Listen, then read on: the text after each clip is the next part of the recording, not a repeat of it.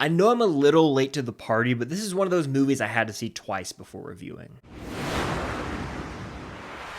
What's going on, guys? I'm Chris, and welcome back to another video. So today I've got my thoughts on Gladiator II. This is a sequel to the original film that came out in 2000. And before I give you guys my honest thoughts, upon second viewing, mind you, be sure to hit that like button, comment your thoughts on Gladiator II down below, and subscribe and hit that notification bell to help me reach my goal of 150,000 subscribers here on the channel. It would mean a lot. Growing up, Gladiator was one of the few R-rated movies that I saw before I was of age and allowed to watch those openly. It's a movie I've seen countless times, and I've actually watched it twice this year alone, including the night before I first saw Gladiator II, which was back in early November. Rewatching the first Gladiator the night before Gladiator II might have been a mistake in retrospect, and I'll talk about why later, but my expectations were all out of sorts going in, and my theatrical experience itself wasn't the best. There were some distractions, which is inevitable in our current day and age, unfortunately. So I had the chance to see the movie yesterday morning. I'm here and giving you my honest thoughts. I don't even know if I'm going to call this a review. It's just, hey, let's talk about this film. I've seen it twice. I'll try and stay away from spoilers, but I want to start with my pros for Gladiator II. The first is, there's no denying this film is epic in scale. The first is, so it only makes sense that a sequel with a bigger budget would follow suit, and it sure as hell does. There's an opening battle sequence that kind of hooks you in pretty immediately and lets you know, hey, this is going to be a big movie. You get into the later parts of the film, and some Colosseum fights ensue with Paul Mescal's Lucius as this gladiator. You've got, you know, sharks, naval battles in the Colosseum, a rhino. I mean, they really upped the ante here in terms of what threats our gladiators go up against in the Colosseum. So there are action sequences here, but honestly, they don't hit as hard as in that first Gladiator. More on that later. Let's talk the performances here. I think the shining light of this film, the standout performance, and it's nothing new, everyone said this already, is Denzel Washington. When Denzel's in a scene, the movie's elevated. He far and away gives the best performance of the film and really commands your attention with every line he delivers. That's just Denzel by nature, but the character he plays is one of the more interesting in the film, as he's sort of working his way behind the scenes, pulling some strings, and really just manipulating his way to potentially the top to gain power in Rome. So Denzel's great. I mean, we've come to expect this from him. If anyone gets nominated for an Oscar from this movie, it will be him for supporting actor. But I do have to shout out two other great performances in the film. Joseph Quinn, our boy Eddie Munson from Stranger Things, crushes it as Emperor Gaeta in this film, and I was really just impressed with how menacing he was able to be. There are certain line deliveries where you're like, man, he can go to a dark place. He's got a wicked sense to him, and of course, go see Wicked and check out my review linked up above. He really brought it, and Pedro Pascal did as well as General Acacius. He was probably my favorite character in the film, and I'm going to go ahead and open the door to this like sort of rant, not even a rant, more so just a tangent I'm going to go on about what I think this movie should have been. There are two emperors in this film. It's 16 years after the death of Marcus Aurelius, which takes place in the first movie. So why don't we just see their rise to power? Like, the movie just opens with these established emperors and Rome of the people, like that dream is dead, seemingly. So why didn't we just go the route of, hey, let's see these two emperors rise to power? I think it would be a much more interesting film. And you don't even have to have Paul Mescal's character in this film. You could just have two emperors, see their rise to power, and then once they're there, they have a head general, Acacius, who they want to go conquer all these different lands for Rome, but we see him have this internal conflict throughout the film, and ultimately he turns his back on the two emperors. He ends up being put in the Colosseum as a gladiator, and then that could have just been the whole story. Denzel's character could still be, you know, working his way behind the scenes, but I do feel like, to a certain extent, this movie felt obligated to tie into the original Gladiator, when I think there was a much stronger story if you just remove the ties to Gladiator. I mean, it can still take place within the same world, but it could have just been like a story set within the world of Gladiator as opposed to Gladiator II. At the end of Gladiator, we know what happens. Maximus dies. There's no returning for that character. So automatically calling this film Gladiator II kind of sets itself up for failure, and I'll talk more about that later, but I really do think there were really fascinating ideas here about the power in Rome, and, you know, this general Acacius, who's like this leader who's got this inner turmoil. He has to carry out his job because he himself fears the emperors, right?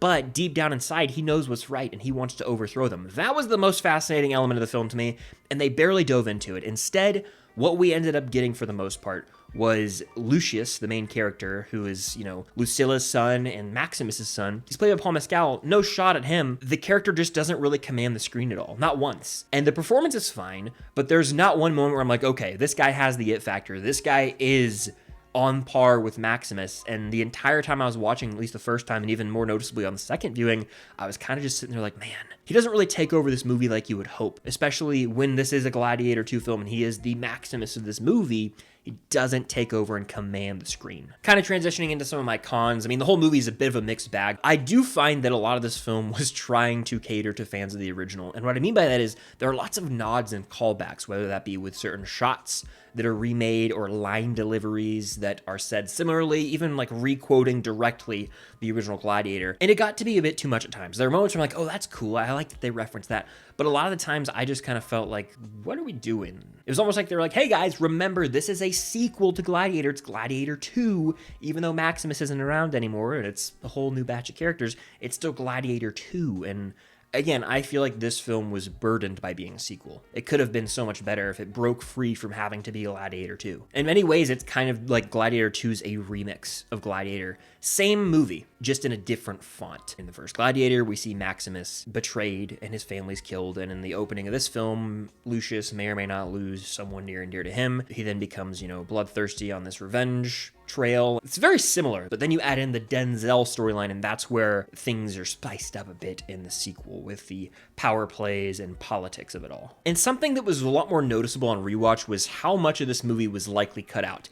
Ridley Scott's been saying recently there's a 4-hour cut of Gladiator 2 somewhere out there, and I feel like that would probably be the superior version of the film, because if you watch through Gladiator 2 a second time, you'll notice a lot of scenes, they kind of pick up in awkward places, and a lot of, I feel like, depth was removed from this cut of the film, specifically regarding Lucius and his relationship with his wife at the beginning of the movie. That's almost jarring. Like, we see them briefly, but I feel like in order for us to really care about Lucius, like, we know who he is by name alone. Obviously, he's in the first film a lot younger than, but in this movie, in order for us to really care about Lucius, we need to see him living his day-to-day life. We need to see that relationship with his wife, because that's sort of the catalyst for the entire movie. He loses his wife. I'm just going to say it. It's in the trailer, in like the first 10 minutes. And then he's like hell-bent on revenge. Why should I feel anything? Because I don't know his wife character. I barely even know him. This version of him, at least. And so that was frustrating for me. I felt like there was a disconnect there, and I could never fully buy into him as a lead. I feel like pacing-wise, some scenes just don't really flow well into the next,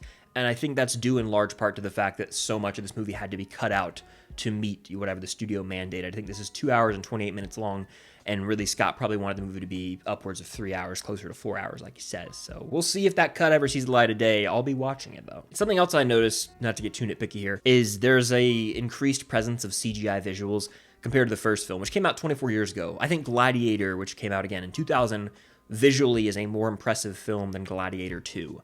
There's like a scene with some monkeys, baboons, whatever you want to call them, and the CGI was noticeable. It almost reminded me of like the end of the first Hunger Games. You guys know what I'm talking about? When those like dog, beasts, hounds, whatever you want to call them, are like charging Cato, Katniss, and Peeta when they're on the cornucopia. Sorry, I'm getting into a rabbit hole here. The CGI there's fine, but it's noticeable that there are these fake beasts, right? It feels that way here with this scene with monkeys. Then you get into these CGI sharks, like it's some cheesy shark movie. And even in the Coliseum itself, the visuals just don't hit the same to me. And that was noticeable. I mean, you go back and watch Gladiator, there's a scene with tigers in the Coliseum, and you're like, these are real right here, and you feel threatened. It was lacking in the sequel. But despite some of my flaws with this movie, from the visuals to the lack of a clear leader in the film with Lucius, I was still entertained. I think this is a serviceable sequel, but it is nowhere near the level of Gladiator, and that's not what we should be saying. If you're gonna make a sequel to Gladiator, a Best Picture winning film, you gotta try your best to match that level of quality. And to me, it feels like a bit more of a generic epic, which is unfortunate. I've come to the conclusion I think this movie is weighed down by the fact that it has to be a Gladiator sequel. It would have been a much stronger film, in my opinion, if you almost scrap Lucius from the movie. And a lot of you guys might be saying, this guy's crazy, but it's just how I feel. And you could have gone the route of seeing the rise to power of these two emperors, these twin brothers, Denzel still looming behind the scenes, and then Acacius could have been the main lead of the film, played by Pedro Pascal. You just cut Lucius entirely, I think it makes for a better story. It feels less repetitive, because a lot of the major beats with Lucius's character are comparable to Maximus in the first Gladiator in my mind, and so I think there's a route where this movie would have excelled if it were separated more from Gladiator. But still, as a Gladiator sequel, it's a bit underwhelming. As an epic in and of itself, it's a very entertaining movie that just doesn't hit as much as Gladiator. But what movie can? It's one of those movies that you just don't make a sequel to, all right? You just don't make a sequel to Gladiator. I don't need to see a third one. So those are my honest thoughts on Gladiator 2. It's a movie I'll probably watch again in my lifetime. It's just nowhere near the quality of the first, in my opinion. But what do you guys think of this one? Let me know in the comments down below, and hit that like button, subscribe to that notification bell. And this is just a reminder, it's always good to see a movie twice. If you feel sort of mixed on it coming out, seeing it a second time can really open your eyes and clarify a lot of things, and that was the case with Gladiator 2. I appreciate you as always, and until next time, I'll see you guys later.